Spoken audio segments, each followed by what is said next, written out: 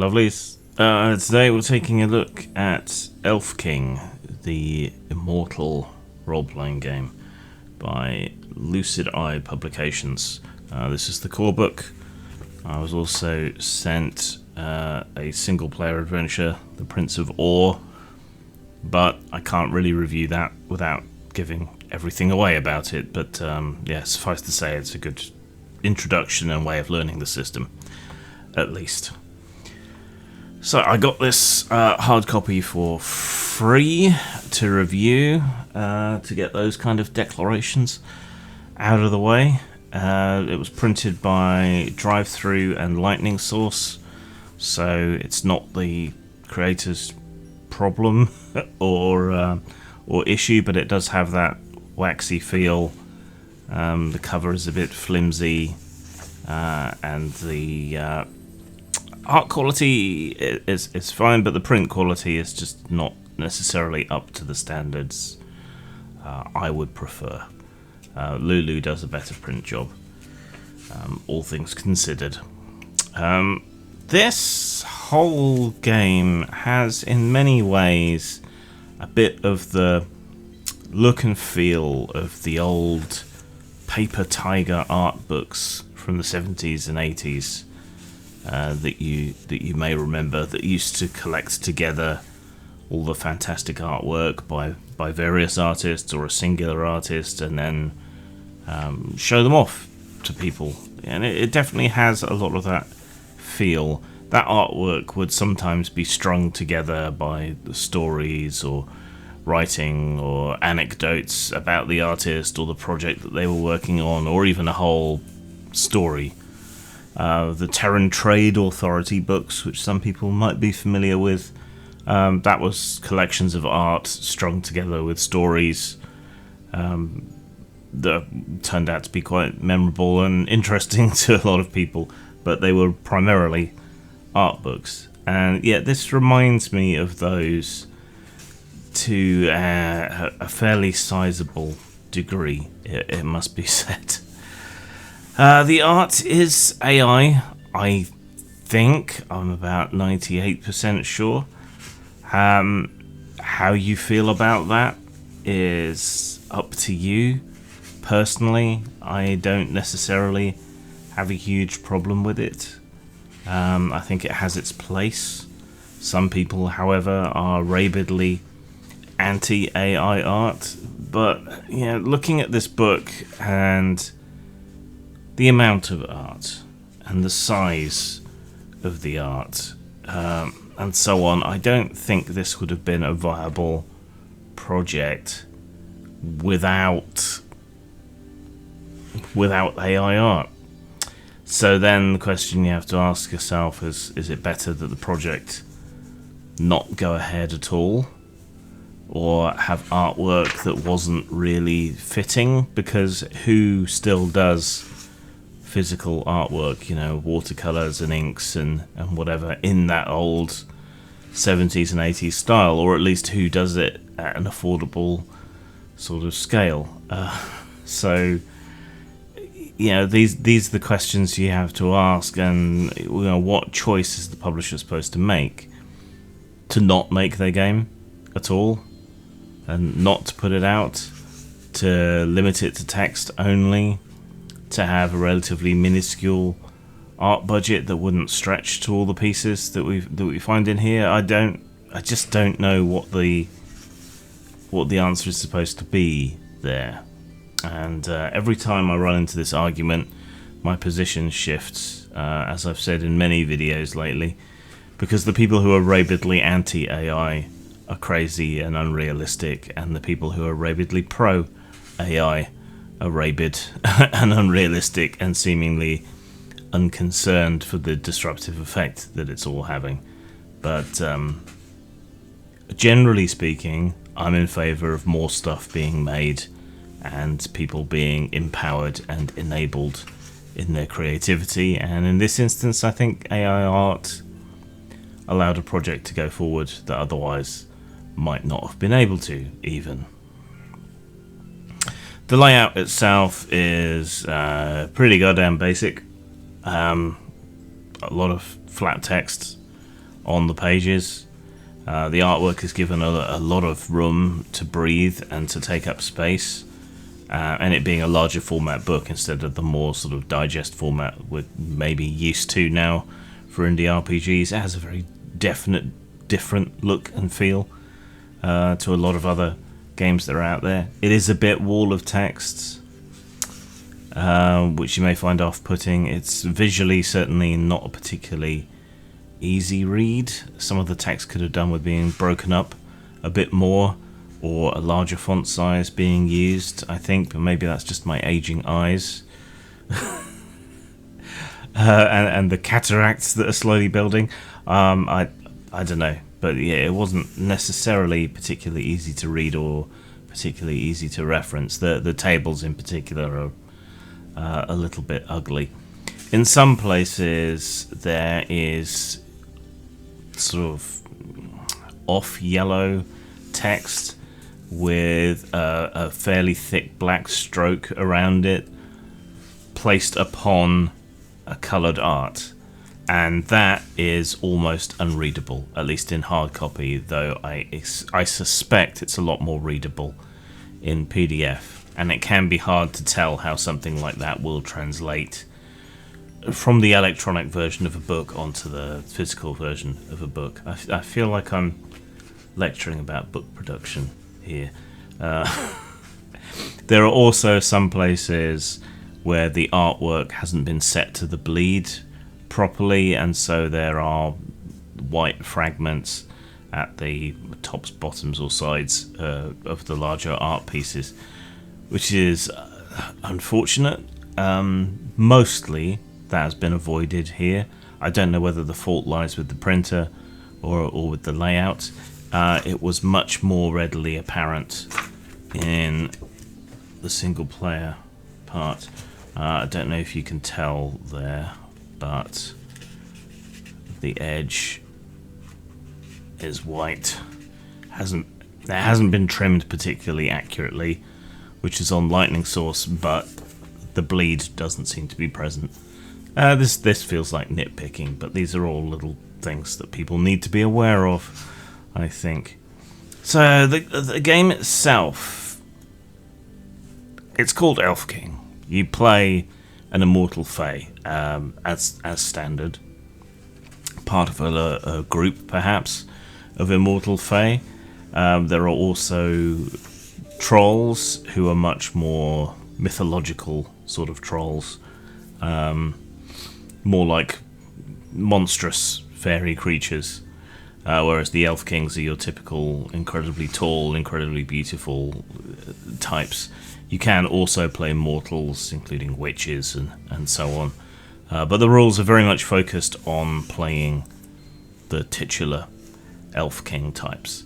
And one thing that is extremely commendable in this book is that the elves are very alien, very fey, very dreamlike. They're not just people with pointy ears.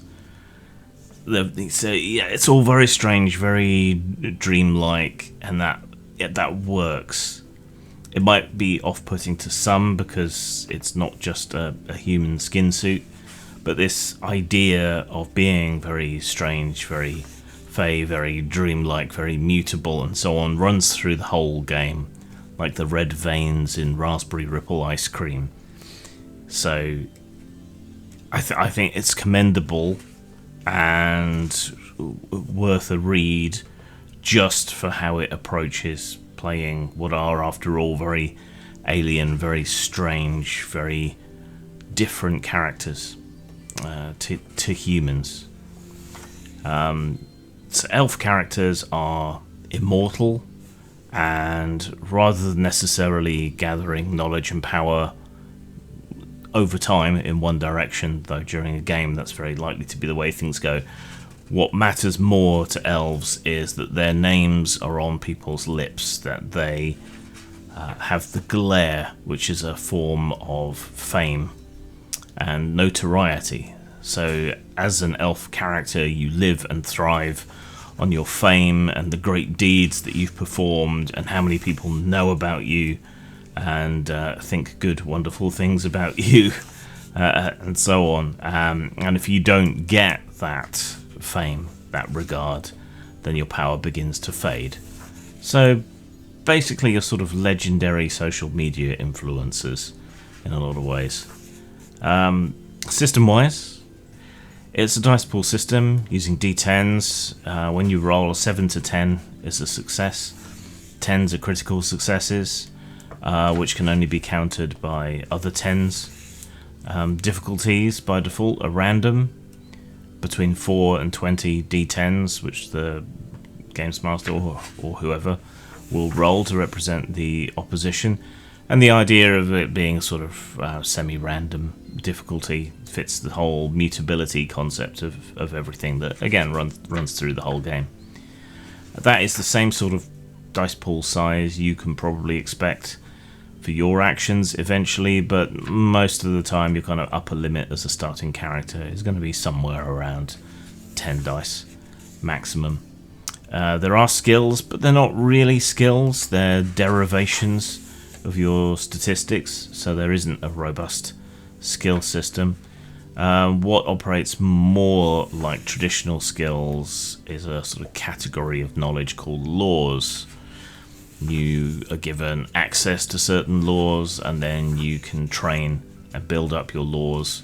They give you access to special abilities and special knowledge like herbalism or glamours, alchemy, weapon crafting, those sorts of things. So they're kind of half skills and half special powers, you might say. They're learned gradually as you move through the game.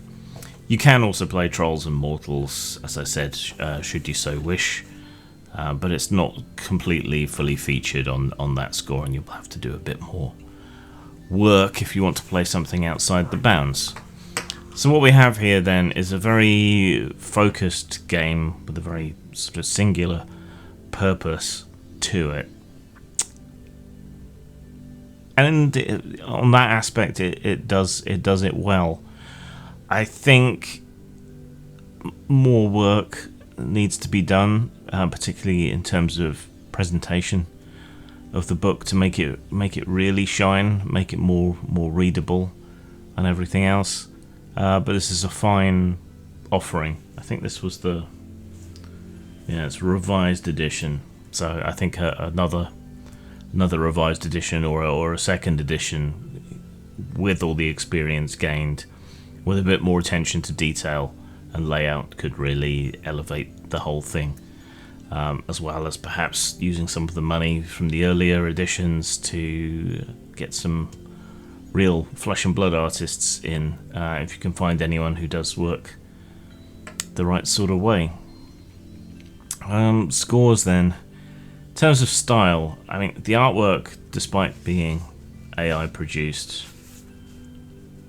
is good and evocative, and like I say, it really has that feel of 70s and 80s sort of paper tiger fantasy art books and things, which is commendable, and getting such good results out of AI is to be applauded as well. I think can be a bit hit and miss. The layout is not good.